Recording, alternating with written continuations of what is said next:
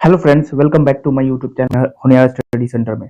Friends, आज हम लोग प्राचीन इतिहास के सेकंड पार्ट को इस वीडियो में कवर करने वाले हैं। तो चलिए शुरू करते हैं आज का वीडियो। पुरातात्विक स्तंभ अभिलेख, मेहरौली स्तंभ लेख। मेहरौली स्तंभ लेख तो कहां से मेहरौली? तो मेहरौली स्तंभ लेख कहां से प्राप्त किया गया था? स्थल क्या है? तो मेहरौली, दिल्ली। इससे संबंधित शासक कौन था? तो चंद्रगुप्त द्वितीय। ठीक है, किससे संबंधित है मेहरौली स्तंभ लेख? तो चंद्रगुप्त द्वितीय संबंधित है। किस काल का है मेहरौली स्तंभ लेख? तो ये गुप्तकालीन है। ठीक है, याद रखना है कि मेहरौली स्तंभ लेख जो है ये आपका दिल्ली में स्थित है, मेहरौली में, और चंद्रगुप्त द्वितीय संबंधित है मेहरौली स्तंभ लेख से। ये किस काल का है? तो गुप्तकालीन है। ठीक है, मेहरौली स्तंभ लेख जो है ये गुप्तकालीन है। नेक्स्ट, प्रयाग प्रशस्ति लेख। प्रयाग प्रशस्ति लेख, स्थल प्रयागराज में। प्रयाग से याद आ जा रहा है कि प्रयागराज कहाँ है? तो यूपी में। प्रयाग प्रशस्ति लेख से संबंधित शासक कौन है? तो समुद्रगुप्त हैं। याद रखना है, समुद्रगुप्त से संबंधित है प्रयाग प्रशस्ति लेख। विषय देखिए, संस्कृत भाषा में लिखा गया है। किस भाषा में लिखा गया है? याद रखना है, प्रयाग प्रशस्ति लेख जो है संस्कृत भाषा में लिखा है। किससे संबंधित है? तो समुद्रगुप्त से। कहां पाया गया? तो प्रयागराज में, यूपी में। नेक्स्ट, बौद्ध स्तंभ लेख। बौद्ध स्तंभ लेख कहां, स्थल क्या है इसका? तो भरूच, सतना, एमपी। बौद्ध स्तंभ लेख कहां पाया गया? तो सतना, एमपी। भरूच, सतना, एमपी। कौन सा शासक इससे संबंधित है? बौद्ध स्तंभ लेख से कौन सा शासक संबंधित है? तो राजा वासुदेव। राजा वासुदेव। किस काल का है बौद्ध स्तंभ लेख? शुंग काल का है। किस काल का है? तो शुंग काल का है। ठीक है, नेक्स्ट,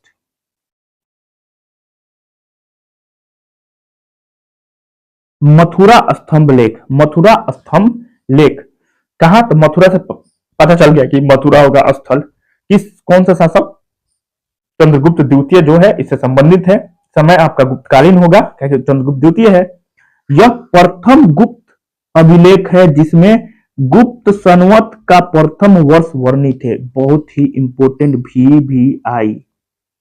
ठीक है, क्या है कि यह प्रथम गुप्त अभिलेख है जिसमें गुप्त संवत का प्रथम वर्ष वर्णित है। ठीक, आगे बढ़िए। गरुड़ स्तंभ लेख, इसको कहा जाता है हेलियोडोरस स्तंभ। ठीक है, गरुड़ स्तंभ लेख को हेलियोडोरस स्तंभ बोला जाता है। स्थल बेसनगर, विदिशा, एमपी। याद रखना है, गरुड़ स्तंभ लेख कहां प्राप्त किया गया? तो बेसनगर, विदिशा, एमपी में। कौन सा शासक संबंधित है? तो यूनानी शासक हेलियोडोरस। कौन से काल का है? तो शुंग काल का है। कौन से काल का है ये गरुड़ स्तंभ लेख? तो शुंग काल का है। इसी में देखिए, इसमें महाभारत के श्लोक का वर्णन है। देखिए, ये भी इंपोर्टेंट हो गया कि नहीं? तो महाभारत के श्लोक का वर्णन किस अभिलेख में दिया गया है? तो गरुड़ स्तंभ लेख में। इस टाइप से क्वेश्चन पूछ सकता है। ठीक है, गरुड़ स्तंभ लेख में ही महाभारत के श्लोक का वर्णन किया गया है। ठीक है, नेक्स्ट बढ़िए। बोल रहा है कि एरन स्तंभ लेख कहां? तो एरन सागर, एमपी। कौन सा शासक संबंधित है? तो समुद्रगुप्त संबंधित है। तो गुप्तकालीन होगा ये। इसमें देखिए इंपोर्टेंट चीज क्या है कि यह स्तंभ समुद्रगुप्त की व्यक्तिगत मामलों की जानकारी देता है। एरन स्तंभ लेख किससे संबंधित है? समुद्रगुप्त से। समुद्रगुप्त का जितना जानकारी होगा इसमें प्राप्त होगा एरन स्तंभ लेख में। एरन स्तंभ लेख मतलब लेख लिखा होगा किसके किसके बारे में? कौन से शासक के बारे में? तो समुद्रगुप्त के बारे में लिखा होगा। यह विदर्भी शैली में है। कौन सी शैली में है? तो विदर्भी शैली में है। इस पर अंक उत्कीर्ण है। याद रखना है, इस पर अंक उत्कीर्ण है। ठीक है, याद रखिएगा लोग। नेक्स्ट, एरन स्तंभ लेख। एरन स्तंभ लेख दो है। एरन स्तंभ लेख, ठीक है। एक हम लोग क्या पढ़े थे लोग कि आपका समुद्रगुप्त से संबंधित, और दूसरा क्या हो जाएगा? बुद्धगुप्त से संबंधित। ठीक है, यहां बुद्धगुप्त से संबंधित एरन स्तंभ लेख। ठीक, तो ये भी गुप्तकालीन हो जाएगा गुप्तकालीन। यह स्तंभ लेख भगवान विष्णु से संबंधित है। इसमें सप्ताह के 7 दिनों का वर्णन है। बुद्धगुप्त के एरन स्तंभ लेख में क्या है कि सप्ताह के 7 दिनों का वर्णन है। ठीक है, याद रखना है। नेक्स्ट, आगे बढ़िए।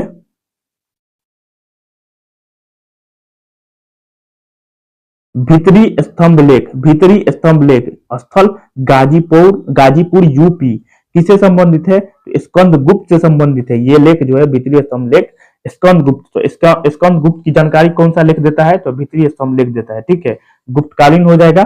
ठीक, बिहार स्तंभ लेख कौन सा? तो बिहार स्तंभ लेख स्थल बिहार श्री पटना स्कंद गुप्त से संबंधित है। समय आपका गुप्तकाल का हो जाएगा। इस पर कोई तिथि लिखित नहीं है, याद रखना है। बिहार स्तंभ लेख पर कोई तिथि लिखित नहीं है। हाथीगुम्बा पर भी कोई तिथि लिखित नहीं है। ठीक है, हाथीगुम्बा याद रखना है कि ये एक हाथी गुम्बा। ठीक है, पिछली वीडियो में हम बताए थे कि हाथीगुम्बा के बारे में बताए थे। ठीक है, तो बिहार स्तंभ लेख कलिंग नरेश खारवेल हाथीगुम्बा अभिलेख से संबंधित है। ठीक है, बिहार स्तंभ लेख तो बिहार शरीफ पटना स्कंद गुप्त काल से संबंधित, इस पर कोई तिथि लिखित नहीं है। इस पर तिथि नहीं लिखा हुआ है, तिथि रहित ये भी है। ठीक है, नेक्स्ट आगे बढ़िए। बिलसड कौन सा? तो बिलसड स्तंभ लेख स्थल एटा यूपी कुमार गुप्त इससे संबंधित है। याद रखना है, बिलसड स्तंभ लेख से कौन सा शासक संबंधित है? तो कुमार गुप्त संबंधित है, गुप्त काल से होगा। ठीक है, इस अभिलेख में गुप्त संवत 96 अंकित है। ठीक है, इस याद रखना है बिलसड स्तंभ लेख में गुप्त संवत 96 अंकित है। नेक्स्ट, एरन स्तंभ लेख एरन 3 एरन हो गया। एक तो समुद्रगुप्त से संबंधित, दूसरा बुधगुप्त से संबंधित और तीसरा भानुगुप्त से संबंधित। सब एरन मध्य प्रदेश में। ठीक है, गुप्त काल से संबंधित है। इसी में दिया है कि भानुगुप्त वाला एरन स्तंभ लेख में ही दिया है गोपराज के पत्नी के सती होने का उल्लेख। ठीक है, गोपराज के पत्नी की सती होने का उल्लेख जो है एरन स्तंभ लेख में दिया गया है, जो कि भानुगुप्त से संबंधित था। ठीक है, नेक्स्ट, तालगुंडा स्तंभ लेख तालगुंडा स्तंभ लेख स्थल मैसूर कर्नाटक। याद रखना है, थोड़ा सा चेंज हुआ है अब। तालगुंडा स्तंभ लेख मैसूर कर्नाटक। कौन सा शासक संबंधित है इस अभिलेख से? तो मयूर शर्मन। समय कौन सा था? तो गुप्त काल। कदम्बों के इतिहास के अध्ययन का महत्वपूर्ण स्रोत है आपका तालगुंडा स्तंभ लेख। कदम्बों के इतिहास के अध्ययन का महत्वपूर्ण स्रोत है तालगुंडा स्तंभ लेख। कहां स्थित है? तो मैसूर कर्नाटक में। कौन सा शासक इससे संबंधित है? तो मयूर शर्मन। ठीक है, आगे बढ़ते हैं। ब्राह्मी लिपि अशोक का शिलालेख अशोक का शिलालेख जो है शिलालेख का लिपि है ब्राह्मी लिपि, जो कि बाएं से दाएं लिखा गया है। ठीक है, बाएं से दाएं, तो ब्राह्मी लिपि जो लिखा जाता है बाएं से दाएं लिखा जाता है।